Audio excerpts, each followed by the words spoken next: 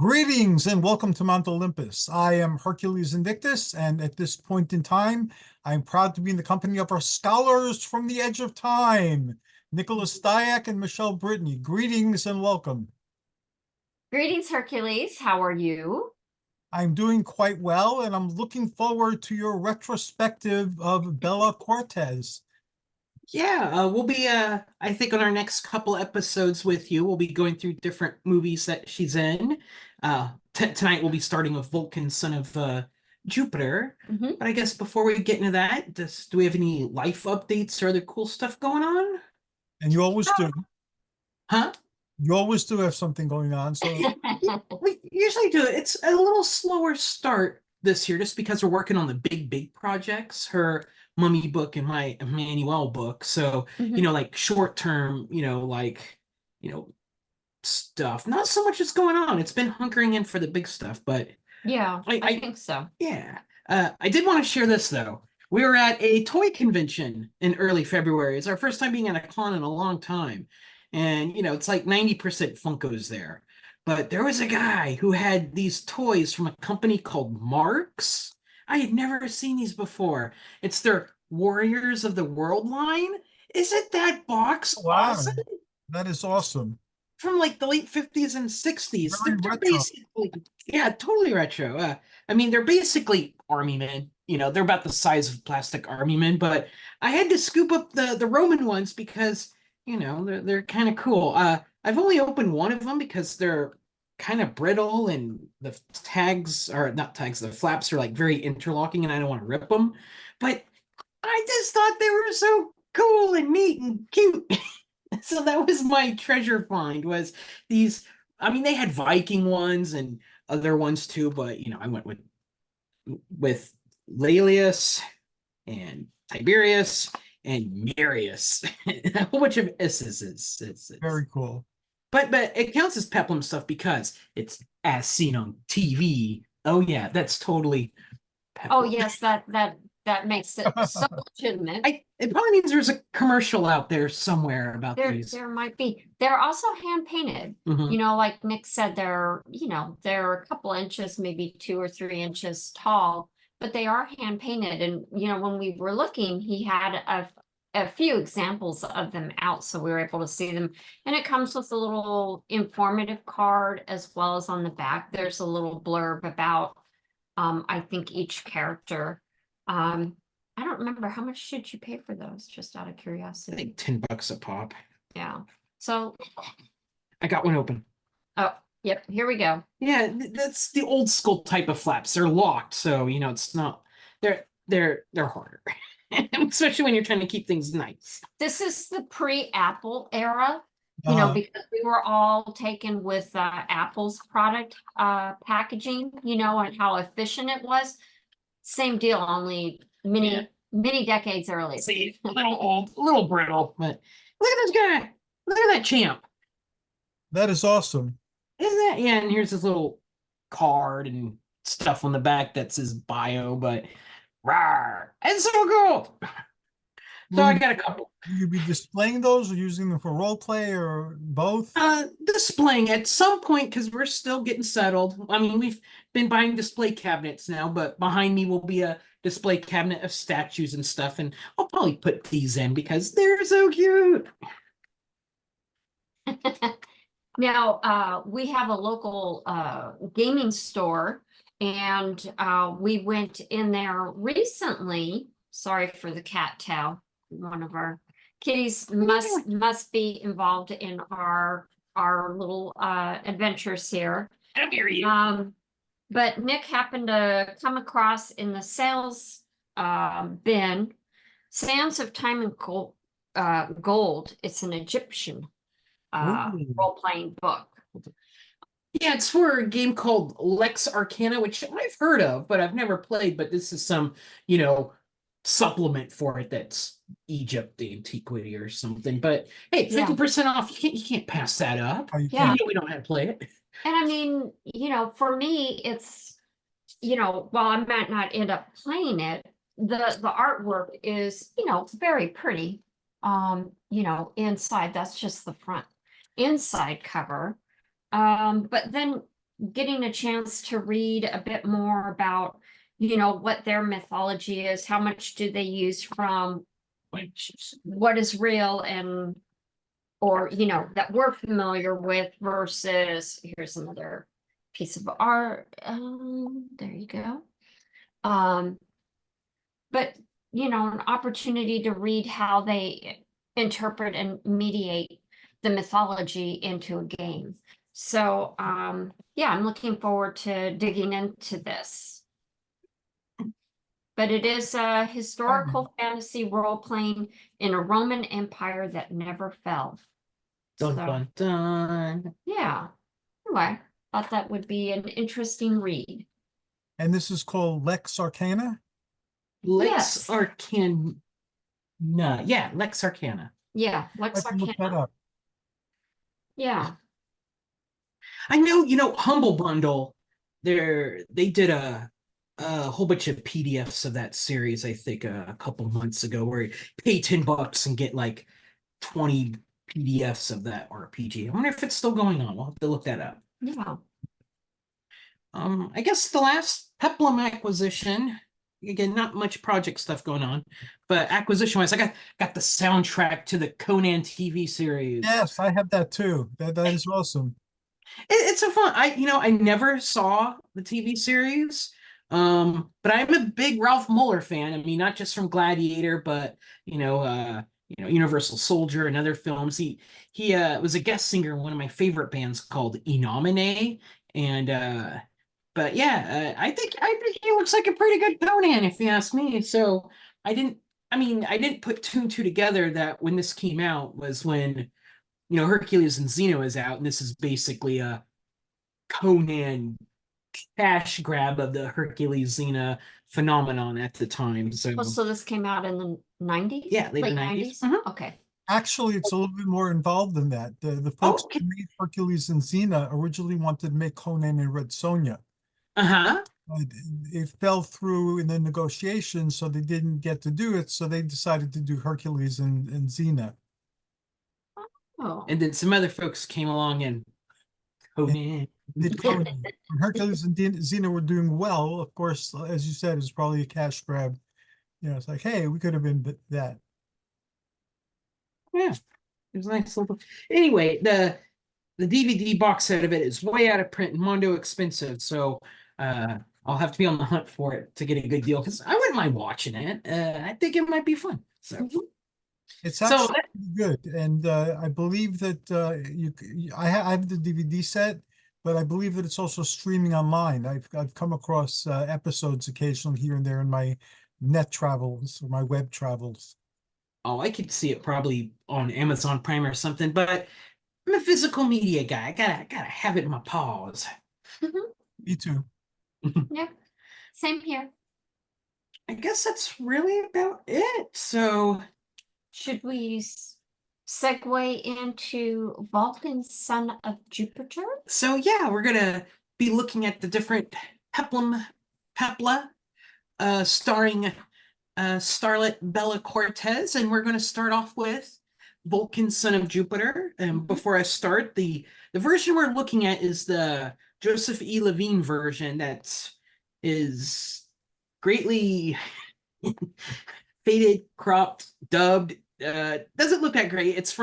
Our copy is from the Warriors box set, 50 movies for, $10. So that's the version that I had on hand, which doesn't, we've talked again, we bring this up all the time. These movies should be, shown a lot better. So somewhere out there in some film vault, there's a nice print of this movie that, Criterion or Severin or something needs to release. But that's our going into this. So we'll be basing it off the Warriors box set of Vulcan, Son of Jupiter. All right. So plot time for folks who haven't seen it. Excuse me. Clear my throat. You'll have to excuse me for 1 second. I think one of our dogs was locked in the room and she's crying, so I want to let her out. But you can start talking. I'll just get up and do that. Oh, okay. Well, we can wait. We'll talk to the audience. Hey, everyone. This is Nick and Michele, the scholars from the Edge of Time. We have a cat named Cecily who's going to be doing her things. She's typically involved with each episode. We're over here in Phoenix. Yeah, there we go. For folks who haven't watched us before. Yeah, we're over in Phoenix. We've been doing this for a couple years now. 2016? Something like that. I think we've been. What's that? At least a couple of years. Yeah. Some of my Yeah. shows have been going for like 6-7 years already. It all started when Hercules saw the new peplum. He's like, I gotta have that guy on my show. Of course, you're a pioneer. You're the dude. You're the man.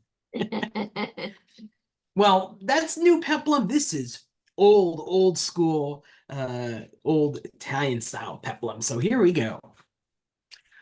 On Mount Olympus, things are in turmoil. Venus is using her beauty to go down to Earth and charm and seduce all the dude folk down there. Father Jupiter cannot have her galloping around.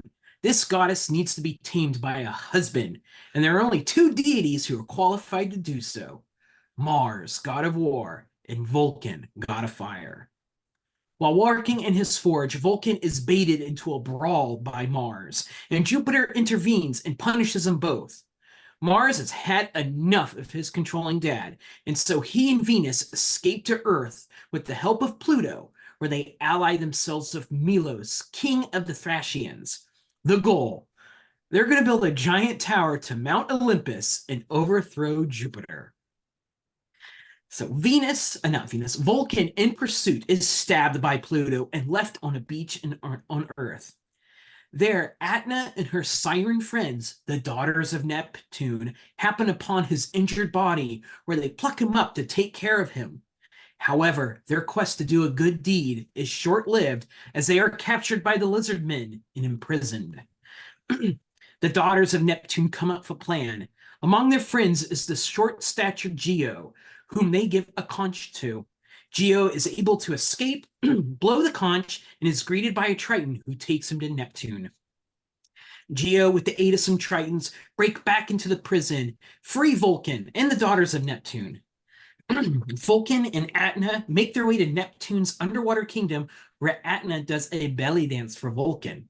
However, her routine is interrupted by Mercury, who arrives with news of Mars's plan to overthrow Jupiter. As this is all going on, Milos' men arrive and captured all the now freed prisoners, so double captured, and put them to work on Jupiter's tower construction project. Vulcan returns to the land in order to stop Jupiter, and he tries to discourage Athena from following along, and instead takes Geo as his traveling companion. Athena will not be discouraged, though, and follows the duo until she is ambushed by cavemen. She is then rescued by Vulcan and Geo, and the three travel for days to Milos' camp. En route, Athena reveals her true feelings to Vulcan, who now seems to be broken from Venus's charms. While scouting the camp, Athena is captured by Milos' soldiers, where she is to be tortured and executed by a giant log on wheels with some spears sticking out of it. Also, Venus is extremely jealous of Athena. Vulcan eventually frees the enslaved people, and they all attack Milos' camp. Venus uses his whip to lash at Athena, but Athena eventually gets the upper hand. Milos is killed by a spear through the heart, and Vulcan and Mars, they get into their spar, with Vulcan wielding a giant club. As he is about to slay Mars, Jupiter intervenes. He forces Mars and Venus back to Olympus, where they will be punished, while Vulcan must stay on Earth with his gal Athena. That is a more thorough plot synopsis than I found on Wikipedia. In fact, the Wikipedia plot synopsis was incorrect and incomplete. So it was very interesting when I read the plot synopsis on Wikipedia, and I'm like, that's not what happened in the film. Well, it's funny. A lot of these older peplum, they might have a Wikipedia entry, but never any plot. I remember a year or so ago, we were talking about Line of Thieves, and I'm like, I need to recount this plot, and this is not there. And unfortunately, the movie was so boring, I couldn't, rehash it. And so there is a severe lack of plottage of some older Italian. I mean, there's some books that attempt to this is a side note. We've got Heroes Never Die, but the Mhm. plots in that book aren't the greatest either. They're more the guy goes off on tangents talking about other things. But Mhm. so yes, that I will type that plot up and make it a little less colloquial and put it on my website or something, because the world needs that plot. I think they do. Mhm. Because overall, Michele, what did you think of Vulcan, Son of Jupiter? We've watched the movie twice, and I'll be honest, the first time we watched it, I felt like the pacing was a little bit slow. And I was having kind of a challenge keeping all the various characters, all the gods, separate and understanding who each one was. But part of that's probably the film quality, because everything's I so think so. washed out. A lot of folks look the same. Right. So, like, to me, Pluto and Mars looked similar. But I mean, if you see pictures of the actual actors, they look, quite different.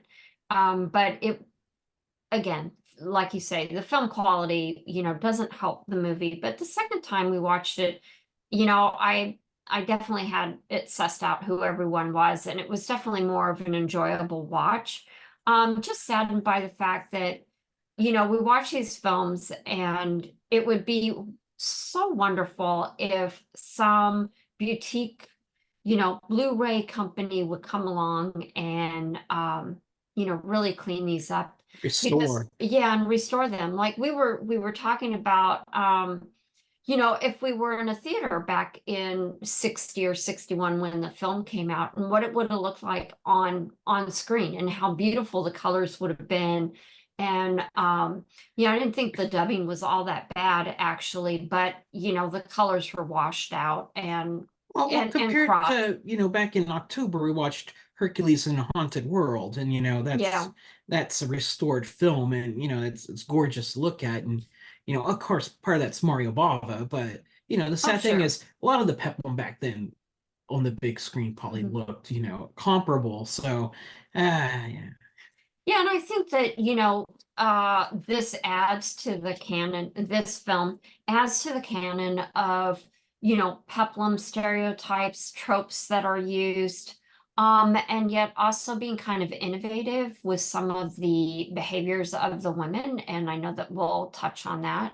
But I definitely enjoyed it, the second time through. I think it was helpful to watch it once and then go back and watch it again and have a better idea who the characters were. I mean, the main characters, you could pick out, but some of the supporting cast was a little more confusing. What about you? I dug it.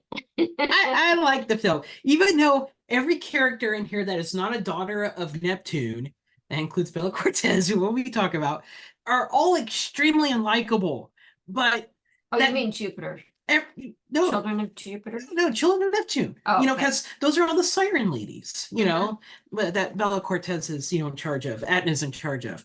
Everyone that's not them are all unlikable. But usually that turns me through a film. I dug it in this film because it added kind of like a cartoonish quality to it, and I cared. I actually wanted to see what was going down in this film. I'll just get out of the way. At first, I'm like, every single deity in this film, all the gods are whiny, infantile. They get into fights and arguments. They're juvenile. Jupiter wants to control them all, but he's terrible at being a father figure and a leader. Um, they're awful. They're terrible. Not like horrible people or gods, but they're just immature. These are all adult babies, and I was talking to some friends online. They're like, "Yeah, so exactly like real Greek and Roman gods." And I'm like, "Oh yeah, when you put it that way, I guess you're right." Because the gods all do kind of silly stuff, and us humans have to pay for it, and that basically happens in this film. So it's very, I guess, Jason the Argonaut-y, where the gods are up there and they have all this power and everything, and we're supposed to Clash of the revere Titans. them, Clash of the Titans. Mhm. But at the end of the day, they are, man, they're fickle, and I wouldn't want to hang out with them at all. but on the other hand, I think that adds to the cartoonish charm of the film. That's what they like, and I think it. We'll talk about Venus here. I think that she's kind of one of the interesting characters that, even though fickle and everything, actually does something kind of interesting and innovative, like you said. Despite all that, again, it was very fun to watch because it wasn't slapsticky, but there's some There's comedy relief in it, I would say, Yes. particularly between Vulcan and Geo. Geo, the little person, Geo, that I thought really kind of helped create some humor and also some chemistry that I don't feel was necessarily there with other characters, Mhm. but those two seem like they hit it off and they were laughing, and it was kind of, fun banter that gave some relief to the more melodrama that was occurring with the rest of the characters. Well, I think he's a good person to start with. Yeah, Geo. As you remember, a couple months ago, we were talking about Hercules in a Haunted World, and you have the character in that, and I have his name written somewhere. I can't remember. But there's the comic relief in Hercules in the Haunted World, the very cowardly guy who has to hold the apple and everything. Oh, Telemachus. He's basically the equivalent of Telemachus, but in this film. But his short stature is what's played for laughs. He is the comic relief character. I think out of all the characters, he actually has somewhat of a character arc of growth, in a weird sort of way, because he starts out cowardly, but he becomes braver as the movie progresses, leading Vulcan and Etna to the camp. And he actually fights. He bonks people on the head, and he actually says bonk when he does it, which is awesome. It's like if you're pretending to be like in Star Wars and you have a lightsaber and you're going voo voo voo. He is Star Wars in his cudgel. It's adorable. The only thing that ruins it is like in the last 30 seconds of the film when Jupiter's like, hey, hear me, everyone, I'm Jupiter. He's like, I am out of here. And he just scoots away. And I'm like, yeah, I get it. It's kind of funny. But aside from that, he actually as a character, he's the one who like sneaks into the camps, like like Solid Snake from Metal Gear Solid, and a shrub and spies and everything. He's good at hiding, and he's he's also interesting from the fact that he, like the role of comic relief, he's also older, so he's kind of the wise person. He's kind of the person with the sage advice. He knows where they need to go, so he's also their guide. So he does get a lot more character development. He also has a almost a fatherly relationship with Etna, because he says, when they save her from the cavemen, he tells her, I'm your friend, I will take care of you. He's the one that's always very concerned about, is she okay? But it's, versus maybe some of the other characters like Vulcan, who doesn't seem to care as much. But Geo definitely does. And I think that helps because you get to see him and you get to look past I'm going to say the veneer of being a little person. And he really does have character development in this film. Yeah, I think we got a mile-long list about Vulcan here in a few. So that's Geo. Yeah, he starts out cowardly. He says he wants to flee from everything. He doesn't want to go into the ocean and blow the conch and stuff. But aside from the last 30 minutes of the film, he does have that growth of where he's more adventurous, more brave. He's still the butt of Vulcan's jokes, which I definitely want to get into. I think the second probably big character to talk about is Venus, who is one of the two main ladies in this film. And she's interesting because depending on how you look at her, she's either a very not bad person, but an antagonist, or she's a very liberated person. And I think that's what kind of makes her complex. Yeah, she's on Earth, she's using her charms to seduce people. And at a surface level, it's like, oh, that's bad, seducing people, that's not good or anything. She's just using her looks to get what she wants. But on the other hand, I mean, imagine back in the 1960s, you're a wife trapped in a house, the nuclear family or whatever, and you go and watch this film that, her character is very much like a film noir femme fatale. She's very independent. She can do what she wants. She can have any man she wants. And have what, like, oh wow, I could do that. I could go out and do what I want to do type of attitude. Um, I would kind of compare her a little bit to Joan Collins's character in Land of Pharaohs, where she has a goal. She likes to seduce men, although Joan had a very specific goal. She wanted money, while Venus, I think, likes the adoration more. But she's complicated because she can be viewed one-dimensionally as a villain, or come at a different perspective as a liberated person, which to other people, like a man or something, that's a villainous quality. No, you shouldn't wander around like that. You should be my wife. I need to tame you. And it's very traditional thinking, I guess. Yeah, and I think what adds to this is the fact that this is what, 60 or 61. It's an Italian film. And the fact that she's a liberated woman in a, I don't know, was it a fascist government at that No, point? that was decades earlier. No, this is Christian Democrat era. So, but you do have a religious base there, and to have a young woman who's very attractive, has a nice physical body, and yet she's making decisions for herself.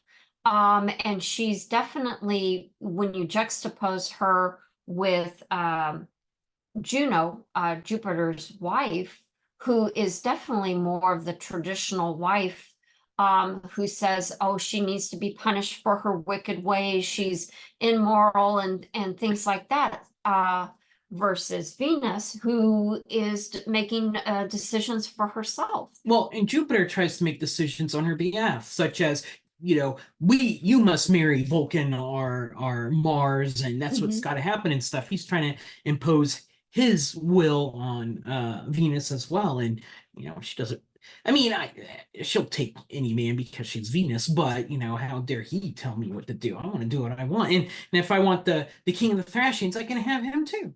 Yes, exactly. So, she is a strategist. If we start digging down into her interactions with the different male characters in the movie. So yeah, I remember, because we watched this twice. The first time, I was in camp one. Oh, she's a vamp, a seductress. But after thinking about it and talking to Michele as we do, it definitely came out. She's definitely more multidimensional. She's a dynamic character. Now I'll tell you someone who's not dynamic: Vulcan.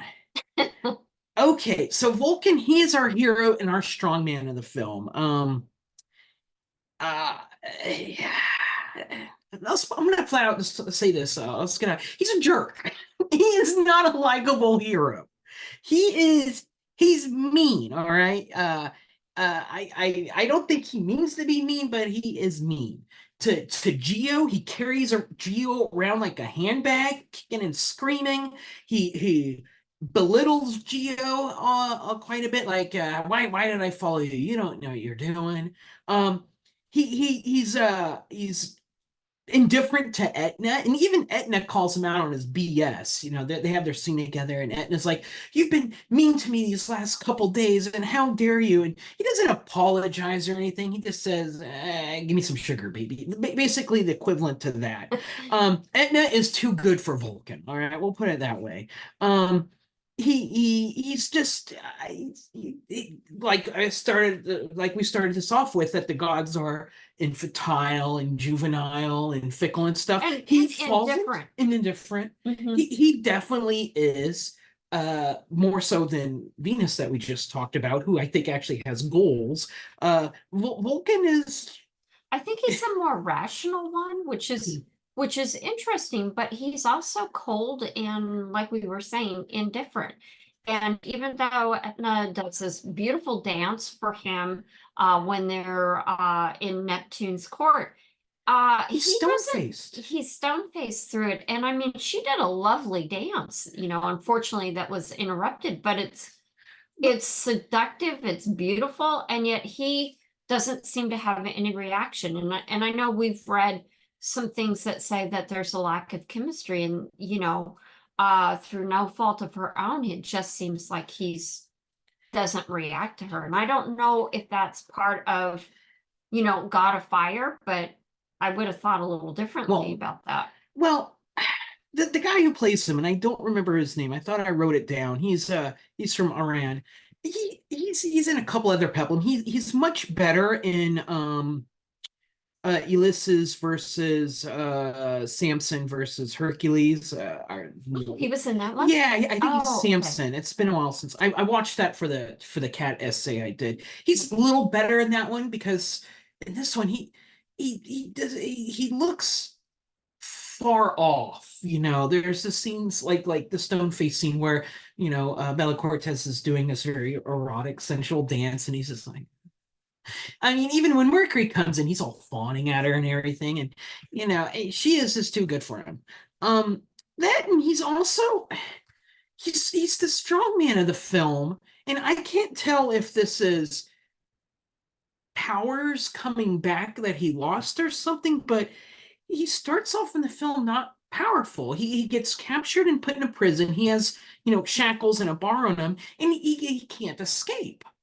I mean, we've seen so many peplum where, oh, that's a nothing, break the chain, snap the bar, I'm out of here. He can't do any of that. It isn't until the end of the movie, when he's actually like fighting the Thracians and Mars, where he's wielding a club, and Vulcan's big thing is picking up people and throwing them. That's kind of his thing. But all before that, he doesn't exhibit like strongman traits at all. In fact, if you remember, many months ago, we talked about Iron Master.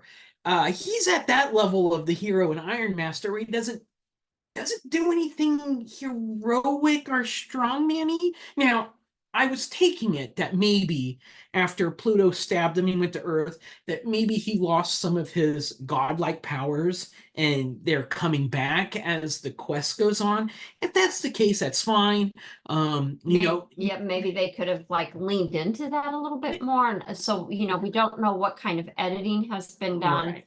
to the film. So, we have to kind of like have that understanding with the film. If I was to redub it, re-edit, and all stuff, that's what I would do. Like, oh, I've lost my powers. You got to get me out of here, and I'll have my powers come back in a couple days or something. I mean, they probably weren't thinking of that sort of stuff back then, but that would kind of justify why as a strongman, the first half to three-fourths of the movie is kind of a weenie.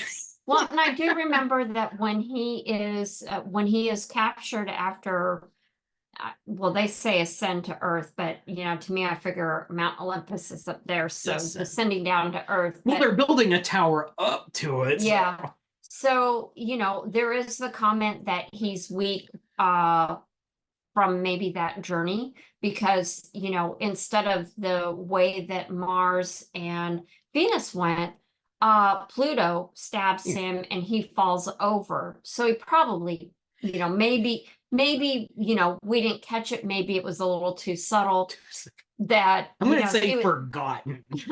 that he was actually, injured more than we understood, in the film. Yeah, the opportunities to band-aid that. Mhm. Because if that was more overt, then my feelings would be 180. Oh, here's a god who's lost his god powers, and he's got to get by on, wits and other things until he come back. Okay, now we've got some additional conflict. This makes that interesting. And maybe that's the reason that he's a jerk to Etna, is like, I can't protect you. I've lost my godlike powers. I need you to stay away because I don't want anything to happen to you. He doesn't even say that, like, Well, he does tell her to stay tells her to because stay away. The implication is, I don't want anything to happen to you, but he Because doesn't it's say dangerous. that. Yeah, because it's dangerous. Yeah, and that could be, the dubbing. I'm gonna go with he's a jerk character. He just didn't want to say it. All right, and I think that finally gets us to Etna and the Daughters of Neptune. They are the most likable characters, and it's not just because they're, a flock. I don't know what the gaggle of gorgeous gals is. Like Venus, Edna has a bit more agency than normal ladies in sword and sandal films. I would say, I know I've talked about this term and I'm going to butcher it, the maggio frasique, whatever. I'm not Italian. The dominating women of the period that are, physically imposing, and they might be buxom as well. The Sophia Lorens, the Gina Lollobrigida. I would say Bella Cortez is in that kind of camp where she's very, physically like powerful looking, and I think her character is a little, she gets captured quite a bit. She does, I think, do things are a bit more independent. Like her and her girl squad basically are the ones that come up with the plan to escape from prison. In a typical true, Peplum yeah. film, that they would be the damsels. They would all be like, "Oh, save us, Vulcan." No, her and her crew come up with the plan to get out of them. Her and her crew are the ones that save Vulcan. And even at the end, she's in, the equivalent of a cat fight with Venus. That classic line of, kitten with a whip, basically. She's kicking booty. So there's a reason why Venus needs to be jealous of Etna, because Etna has, I think, some things that Venus doesn't have, and that's our perceived things she doesn't have. But in this case, she has Vulcan, and Venus wants Vulcan. Well, Venus wants everything until she has it, then she doesn't want it anymore. And of course, she wants the things that she can't have. But yeah. What do I have here? Oh, I was going to say, she also delivers what other Peplum ladies don't do. And I made the mention earlier, the kitten with the whip. She's wielding the whip. That sounds kind of silly, but if you think about it, we've talked about, I think we talked about it on this show, the movie Revolt of the Slaves with Rhonda Fleming. If you remember the poster for that film, there's Rhonda Fleming and she's got a whip and things are exploding behind her, and I expected whip explosions in that film. No, we didn't get into that. It was a biblical peplum. So this film, which doesn't have, exploding whip action on the cover, does provide that courtesy of Bella Cortez's character. So she's delivering goods that weren't even anticipated. So that's like 2 thumbs up there for me. Yeah, and as we talked about Venus, I think that Etna, played by Bella, is also independent. The fact that she decides that she's going to follow Vulcan, even though he told her that she should stay home. She feels strongly about this fight, and feels strongly about him. I mean, she tells him that she loves him, and he rebuffs her, but she is still going to follow. She runs the entire way, which I thought was really interesting, that Vulcan and Geo take horses, but she keeps on running. We had a back and forth on this sequence because I don't know how to explain it, but I took it one way, Michele took it another. They're both equally right or wrong, but so yeah, so there's the sequence. so Vulcan, he's traveling with Geo to get to Milos's camp, and Bella is following. They're on horseback. She is not. Through this entire journey, she's able to keep up with them. And so that leads to a couple things. That either A, Vulcan and Geo really suck at riding horses And are very slow. and are very slow, and she can keep up. B, they're going normal speed on horses, and Bella Cortez's character has an unmentioned superpower that allows her to keep up with them on foot. And I'm in camp that she's a daughter of Neptune. I mean, she can go through the water to visit his camp. I'm going with unmentioned superpowers that she can keep up with them while they're on horseback. But it was funny Yeah. to watch. Yeah. And, the other part of it is the fact that nowhere I don't think in any film have we ever seen like the main female character actually tell the male character, "You're a jerk to me." Yeah. And that was, I thought very innovative. She tells them, "You are utterly indifferent to me. Why are you being that way?" And she calls them out on the mat, like, "You're being a doofus.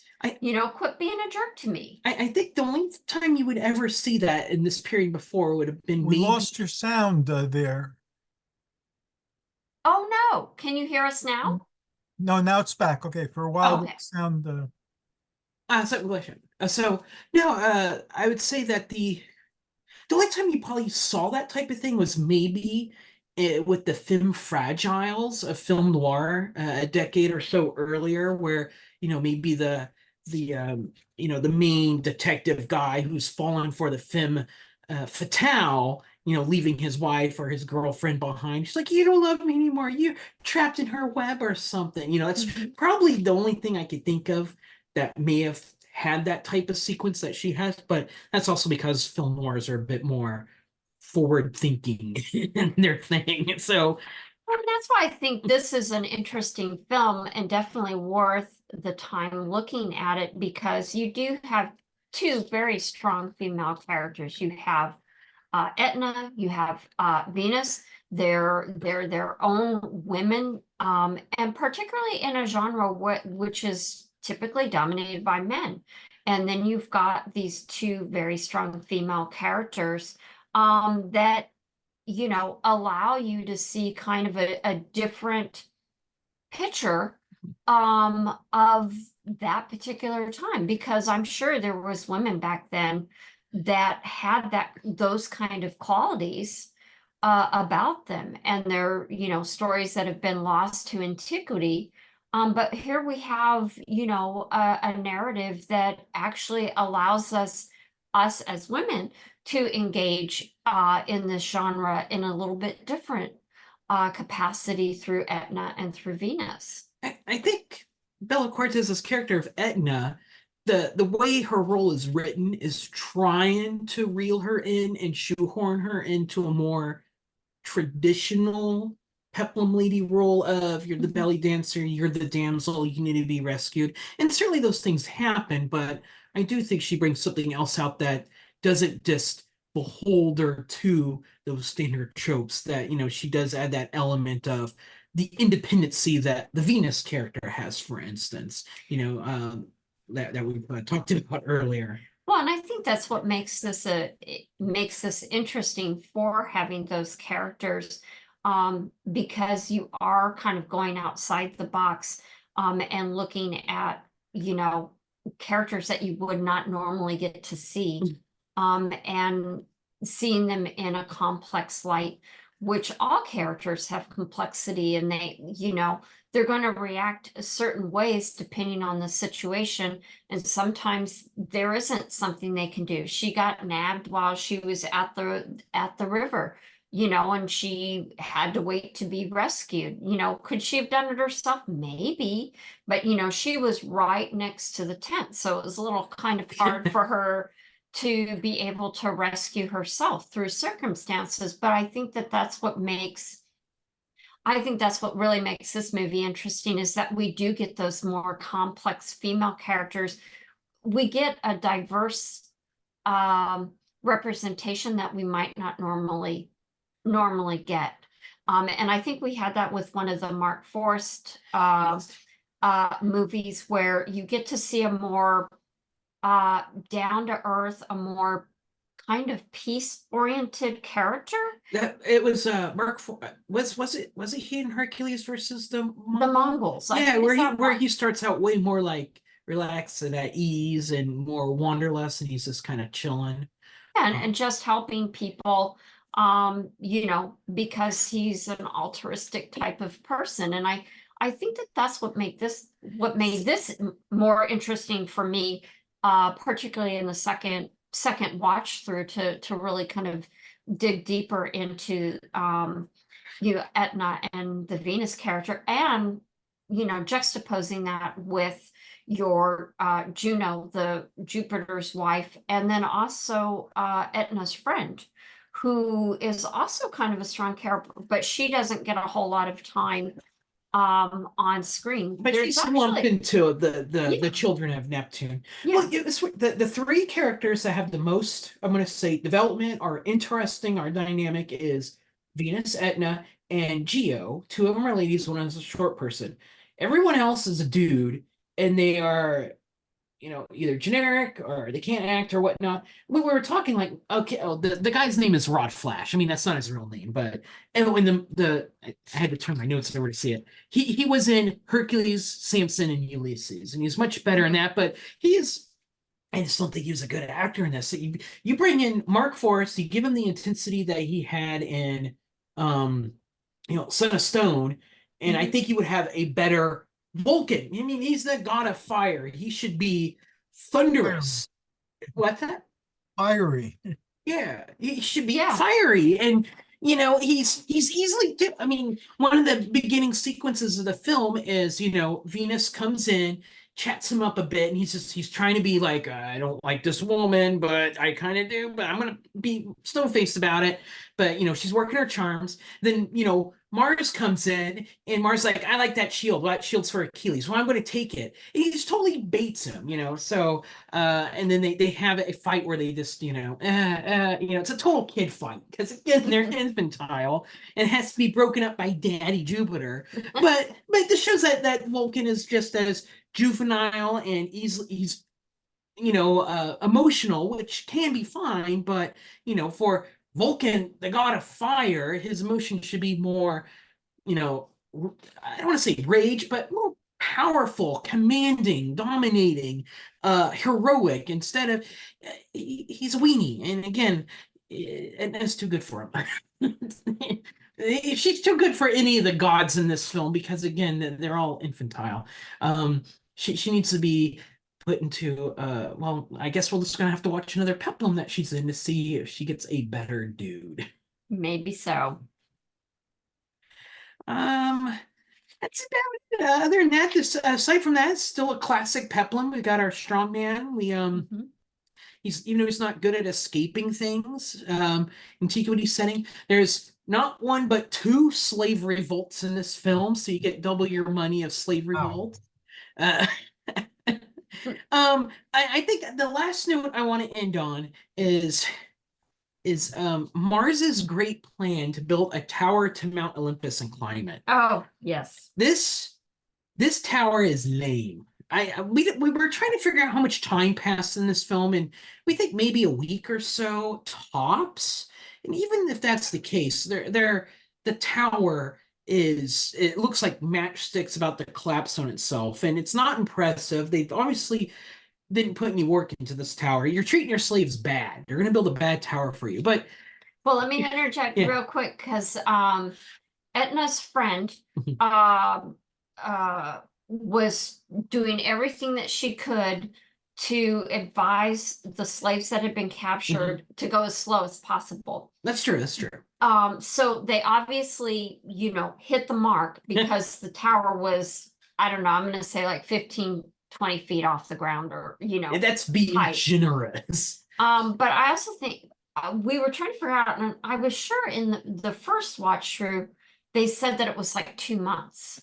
And we were kind of looking at that tower like, That is not too much. That's Even not too much. sabotage work. That's not. So maybe a couple of weeks makes more sense because at the beginning of the film, I think Venus and Mars were supposed to be down on Earth for two months.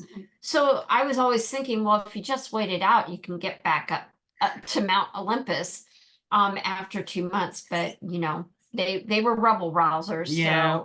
So I would say the construction detail on that tower was bad. I mean, we watched Son of Samson and also Land of Pharaohs, which we've covered both of those films. You know, those have building sequences in both of them. You know, Son of Samson has they're erecting statues. You know, there's intricate pulleys and ropes and everything, and of course, it's all designed to break. So, he can go in there, and Mark Forrest can go in there and lift it up and show how strong he is. Or in Land of Pharaohs, it's just to show, the engineering ingenuity of everyone of ropes and pillars and building a pyramid and everything. That's the cool stuff of showing construction work, I guess, in Peplum. This movie, this is, that tower poke topple. That's about it for it. Oh, do want to say one more thing. We do have another strong man in the film, Gordon Mitchell, who played Pluto. He should have been Vulcan. Maybe. But the thing is that, this is a strong man. He was in a couple of films. And this must have been he must have only been available for a day or two tops. Because he's not in it very much, but he definitely looks like, he could have been a strong man and maybe played one of the other characters. But he was only in it briefly. He was in Atlas and I thought, never mind. Is Gordon Mitchell related to Cameron Mitchell? That I don't know. Because I was saying Good Cameron question. Mitchell. They probably are, but that's Cameron Mitchell in his twilight years. That's all his career was you have me for a day, pay me money, and I'll walk on set and be Cameron Mitchell for a minute. Yeah. Well, I will say that underused character. Gordon Mitchell was an interesting person, and I was reading over on Brian's drive-in website. Plug. Yeah, doing a little plug for Brian here, but definitely a very good tool to go and take a look at.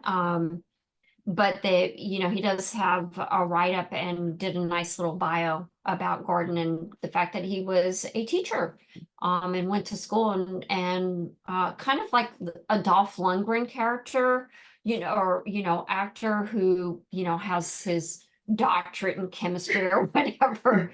I think Gordon had a similar kind of trajectory of, an educator. So I thought that was actually very interesting. I think this movie is also kind of a little bit ahead of its time, insofar as, creating some of those tropes around the gods. Like Nick said, Jason and the Argonauts, definitely Clash of the Titans and others. But these were Roman gods rather than the Greek gods that we're so used to.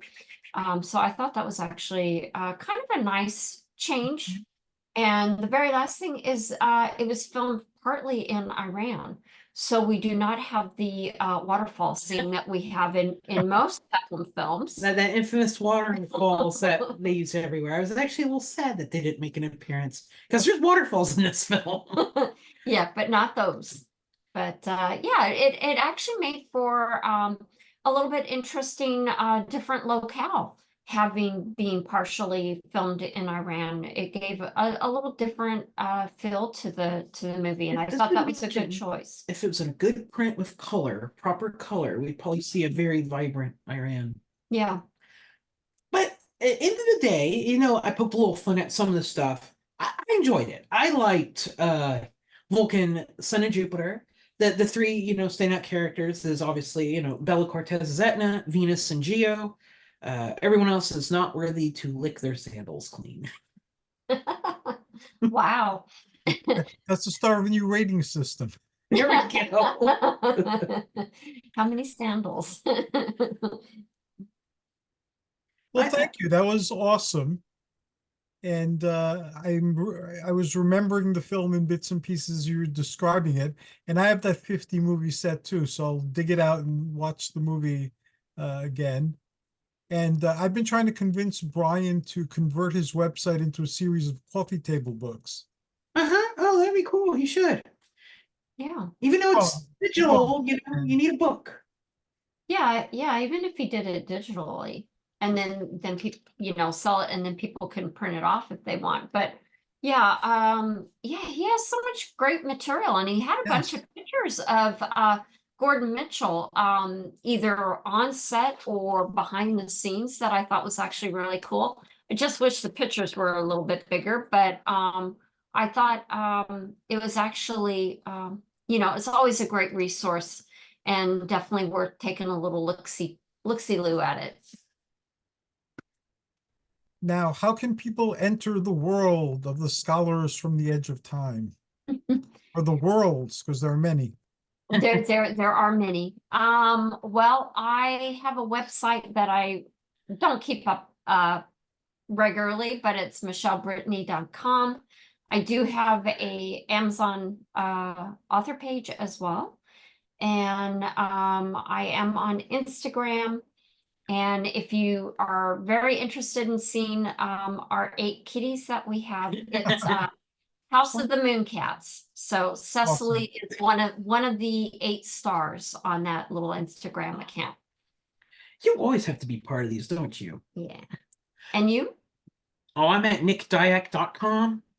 I update it every 2 weeks at the very least. Hopefully I do essays and stuff in between. All the podcasts and vidcasts we're a part of are all linked there as well. Links to all my social media and stuff there too. Yeah, and I post stuff there that's Michelle's news as well, because I gotta pimp the ladies' work too. So that's always a good place to find out, what we're working on, the projects we're working on, what we're doing, and what we've done in the past as well. So come hang out, folks.